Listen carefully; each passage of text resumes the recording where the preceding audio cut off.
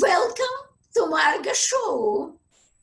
Today, I'm going to introduce two very interesting artists. Sergey Kireyev, Masha Evelson will interview him for our program, and Iness Kaplun. Lovely to meet you. Your concept of conceptivism, the art that goes beyond. What do you mean by the art that goes beyond? So what I mean by art that goes beyond, it's actually inspired. It's a new art style. I want to start a movement. Is this your own invention? Yes. Yeah, all right. So this is your trademark. This is my invention. This is the art style that I invented in terms of the means of the way I do it, because I use specific methodologies that I adopted from quantitative finance. It's a Monte Carlo simulation technique that it's a program. It's actually a lot of the I start with hand drawing, I take photographs, but then I also put everything into a program and it generates a bunch of potential outcomes. What is the media you use? It's a digital art. It's always digital art. It's digital art. Got it. But it's actually using quantitative methods of financial modeling and portfolio optimization techniques in order to help me to come up with the workpiece. So, like for example, if you imagine, a typical, studio of the 15th century, right? An artist would have, 15 people who would help him out, and they would just go out and do all kinds of things for him, and then he would say, okay, I like that. So I have the same thing, but I have it with the computer, right? I have a program that actually goes and just performs a bunch of operations that I wanted to perform. And then it gives me choices. I put it together, I put it apart, and I do all kinds of manipulation with it. And then I do, of course, everything has to be fixed by hand, but also on a computer, actually. Okay, so it's digital art, but what is the subject matter? The subject matter, right? So it's influenced of different movements. Okay. The first movement, of course, is this Matisse-started Fauvism, right? The transformation of light, where I just love bright, vibrant colors that gives you a dramatic feeling when you look at a particular piece. So it's abstract art, not abstract art, yes. But then it's also, I love the other influences, of course, the Italian futurism, right? This idea that you paint the industrialized process, this high speed, the dramatic like a transformation of technology that is going on right now in the process. And then this concept, the art that goes beyond, is this concept of Russian abstraction, Russian abstractivism in poetry called Who is a Russian abstractivism artist that we would know?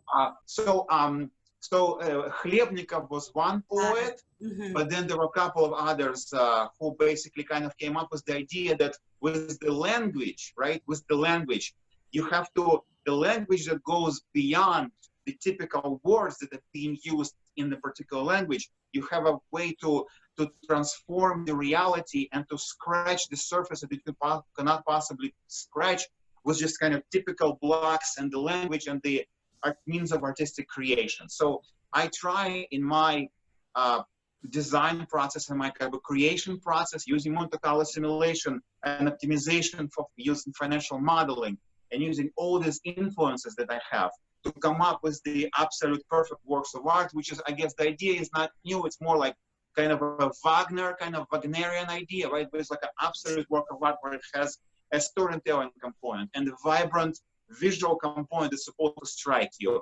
And it's all put together, comes up, and then emerges this wonderful art of conceptivism. And I want to start a movement. I want people to join my movement. I want to empower people to start creating art, because these modern technologies and means of art creation give that ability for the people to start expressing. People need to speak up. People need to have their voices heard, and I want them to join my movement, to start this movement, and to finish this revolutionary transformation of the contemporary art. So conceptivism is going to be a new It's going to be a new revolutionary art form. Gothic or Baroque or what? Competing against. You're competing against abstract movement? But it's also not abstract. It's not only abstract. It's actually like the storytelling, right? The storytelling component where, you take a particular story, particularly biblical now, right? Yeah, that's what I wanted to ask you. So you use This is really unique. He used completely modern technique, conceptivism, and you use it to create biblical. Huge, yeah, biblical stories are hugely, right? I mean, they've been influencing artists for centuries, right? Everything that we know until the 1400s was actually, biblical art, because people were literate, and, it was the only thing that they could come to the church and they would do it. So I'm very much inspired by Bible, by the Old and New Testament. I love these stories. I'm fascinated by them. I try to find connections and meanings within the current, discourse, contemporary discourse, but it's very, very much inspirational to me. But also, every work of art that I have mostly is just a story. And, so this, for example, right, is the... What is the title of that art? What is the title of that piece? It's called Wandering into the Unknown, right? Wandering into the, so like Moses wandering into the desert kind of thing? So it's actually wandering, it's like a cosmonaut flying into the, space. So it's inspired by Exodus? Apollo, there was this first Earthrise photograph ever taken. It was done by Apollo 9 mission when they flew to the moon to take photographs of the moon. But actually they turned back and said, wow, we are wandering into the unknown to the moon, but we took a photograph of the Earth. The Earth is beautiful. This is the actual photograph they took. The Earthrise, where Earth just emerged as this beautiful creation and fragile and beautiful. And so I kind of figure out that, okay, I want to just capture that you sometimes go far, far away only to realize that everything that you're looking for is actually back home, right? So here, this is the Earth, right? This is capturing, this is like a diver going to the water, capturing the Earth. But then very interesting. Wait, what is the second? What is that? What is the second art piece? It's called 1 and 2, right? So this is the same diver flying. Actually, he discovering the Times Square 1, where the New Year Eve ball drops. This is fantastic. Right. So essentially, the idea is that we are wandering into the unknown every day and every minute of our life. When we discover faraway galaxies, where we discover something on the Earth, and we celebrate the beginning of every new day, so to speak, right? This kind of wandering into the unknown. This is what I have. And then so this kind of one, but then biblical art. See this work. Yeah, I haven't seen it, but it looks great. This is called Miracle at the Sea of Reeds, right? So Sea of Reeds? I mean, the Red Sea, the reeds. The Red Sea, the Exodus? You mean the Exodus? Right. Okay. It's the story of Exodus, but there's a cool feature to that, right? So you can see that it's the moment where the waters of the Red Sea are divided, right? The Jewish people go on the dry land, and then Pharaoh's army are following them. And when the spectator comes to the painting, he looks at it from the point of view of God himself, God Almighty, right?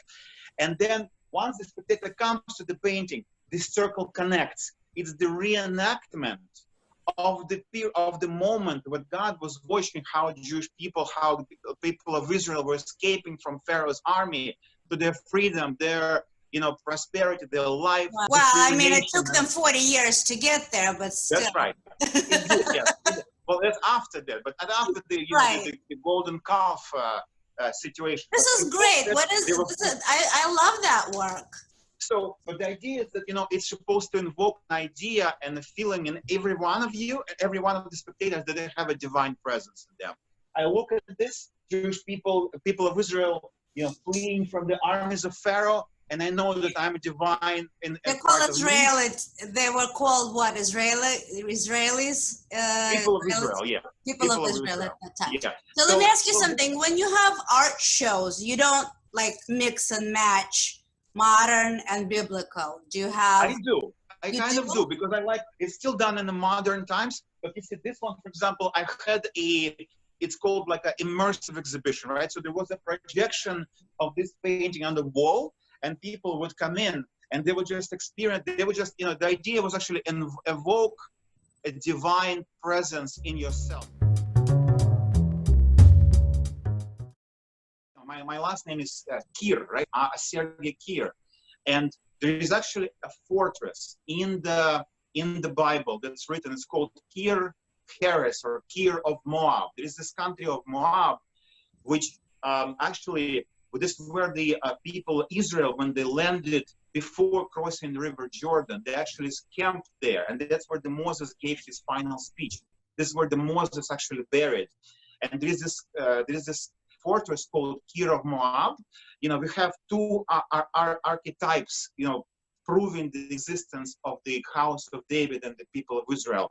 One is this thing found in Jerusalem. I forgot the name, but it actually was found about like the end of the 19th century by some kind of a German archaeologist. But the other one is called Masha Stele. Masha was the king of Moab, so he was residing in the fortress called Kir. It's written many times in the Bible.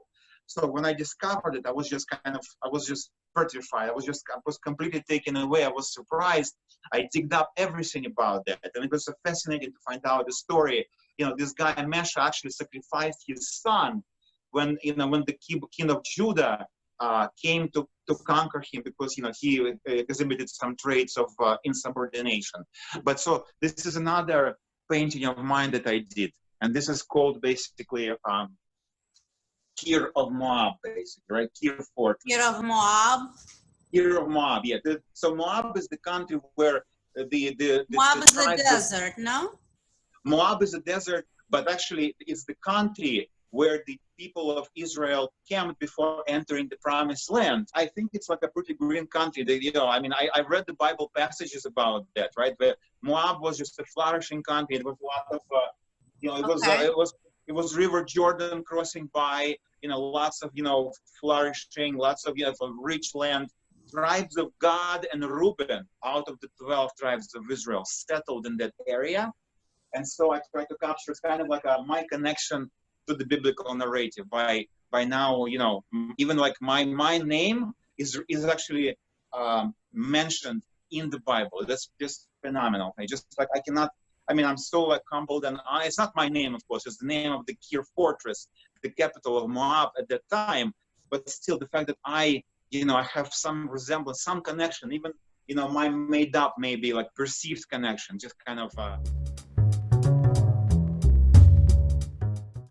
started painting when I was inspired by Jeff Koons' exhibition.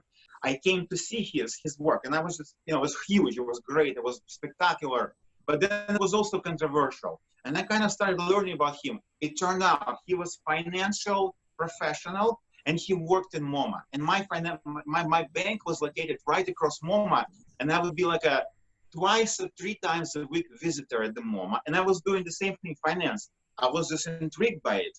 And I'm like, wow. And I was just going through my midlife crisis, and I started painting, basically. And then I said, like, where am I going to paint? And then I'm like, you chose the right road. Yeah, so it's pretty cool. You were at the crossroads, and you chose the right one. Yeah, I hope so. I mean, it's a great, wonderful process. It's a journey, right?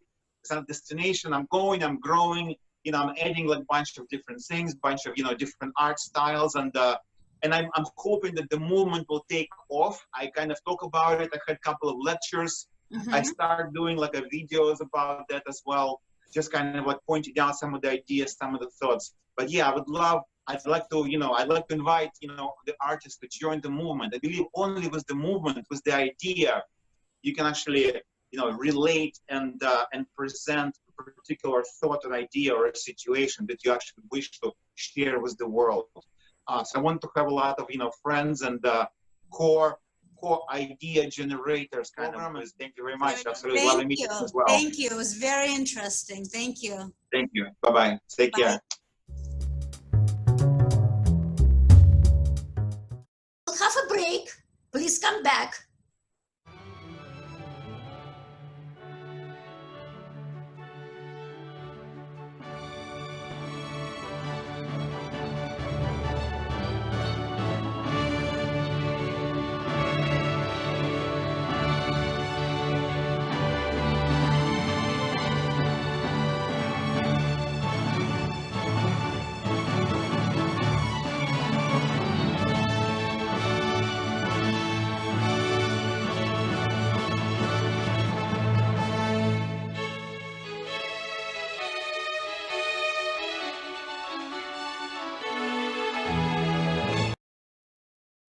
Now, I will invite you to Iness Kaplun's studio. She's a very interesting artist. She was exhibiting a lot in Chelsea, Tribeca, Margo Gallery, Museum of Russian Art, and many, many other places in New York.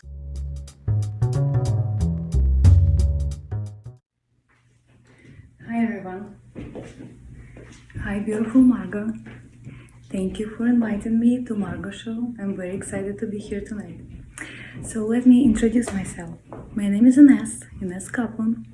I'm an artist, painter, and this is my studio. Welcome.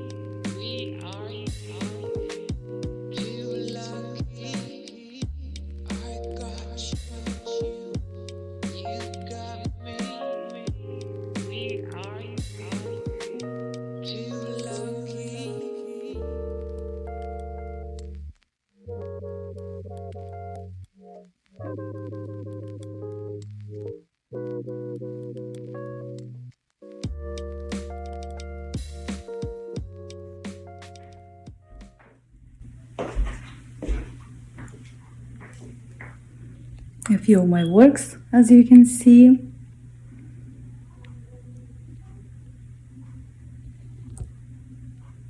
So, I graduated Art University in St. Petersburg, Russia, and moved to United States approximately 10 years ago. And currently, I teach art and painting to kids and adults here in my studio.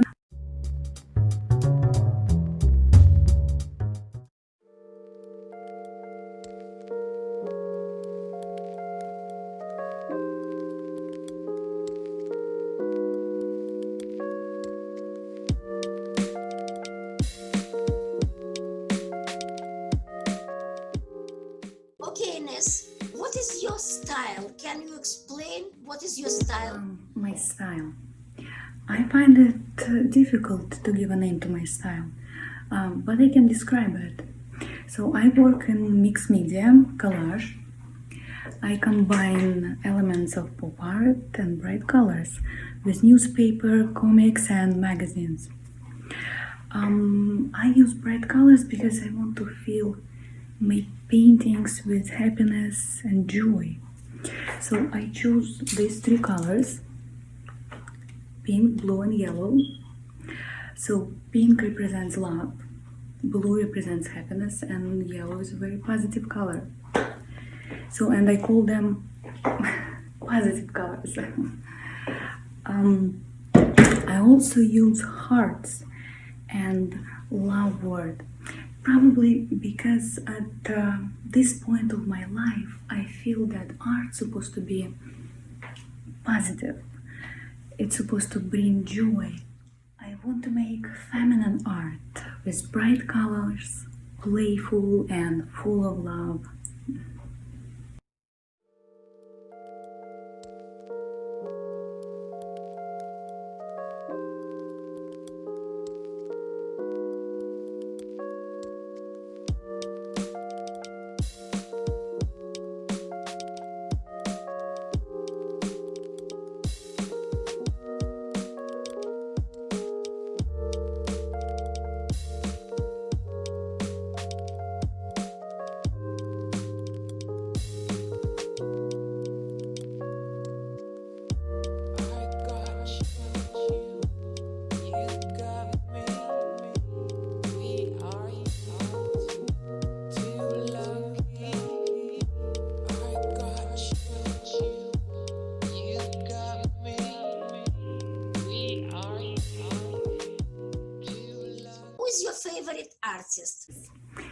I admire many artists, but I would like to mention two of my favorite. So since I moved to United States, I got under influence of pop art, and Andy Warhol caught my attention with his extremely contemporary point of view. And another artist, Brazilian, very known and talented artist, is Romero Brito, and his bright, bold colors and positive message. So I feel that these two very talented artists inspired me in finding my way and building my art style. Where do you get your inspiration? Inspiration. I'm inspired by everyday life, people, places, music, social media, artists, food, and so on. Everything inspires me, and I'm trying to tell a story through my paintings. For example, in this mini collection, I admire female body.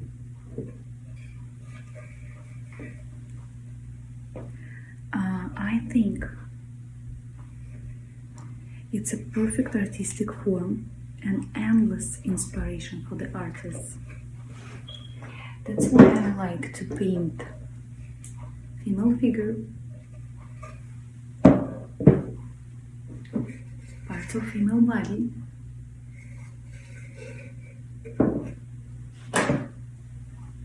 lips,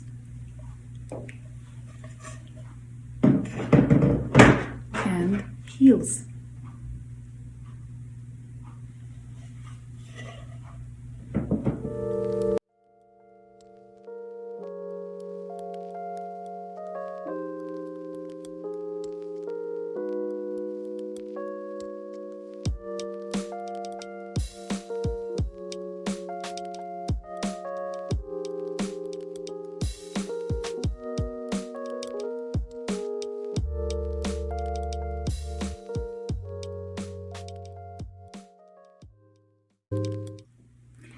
I'm also in love with skulls. I think we underestimate this unique part of the human body. Skull is a sculpture of nature. This one little thing protects our very valuable and important part, our brain. That's why I think it's beautiful, because a real face of the skull is not a death, it's alive. That's why I painted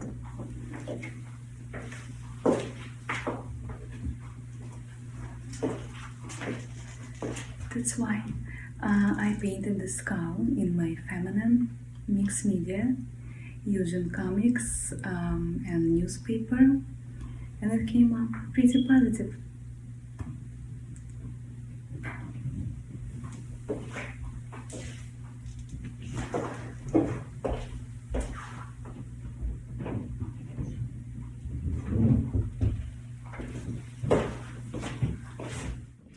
I guess looking at the colors and message in my paintings, we can name my style as a feminine pop art. And I think it's a perfect description. Thank you very much for watching. Thank you, Margo Show, for inviting me.